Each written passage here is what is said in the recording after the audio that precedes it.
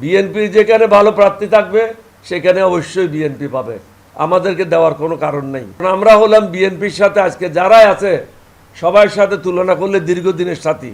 আরেকটি বিষয় নিয়ে আপনাদেরকে আমরা অনুরোধ করেছি আসার জন্য, সেটা হলো বিভিন্ন পত্রপত্রিকায় এলডিপি মনোনয়ন কে পাবে না পাবে মন গড়া কতগুলি বক্তব্য দিচ্ছে এবং তাদের উদ্দেশ্য হাসিলের জন্য বিভ্রান্তিকর কথাবার্তা বলছে।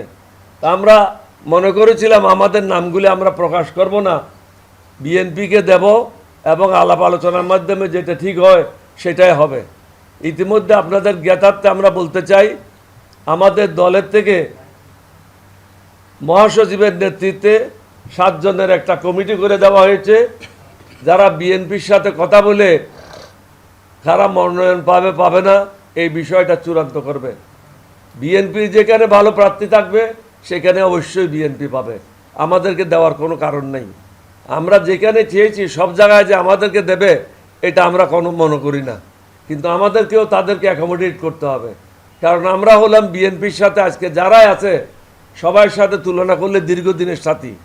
আমরা 2010 সাল থেকে সানশাইন আটা ময়দা সুজি ভালোবাসায় তৈরি বিএনপির সাথে একসাথে কাজ করে আসছি। অন্য কোনো দল যারা বিএনপির সাথে আজকে ঐক্যজোট আছে তারা 2010 সাল থেকে ছিল না। সুতরাং আমাদের দাবিটা সবাই থেকে জোরালো, এবং আমরা কখনো বলবো না যে আপনাদের প্রার্থী যদি ভালো থাকে আপনারা অবশ্যই আপনাদের প্রার্থীকে সেখান থেকে নমিনেশন দেবেন। আমাদের প্রার্থী যদি ভালো হয় আমাদের প্রার্থীকে নমিনেশন দেবেন, এটাই আমরা কামনা করি।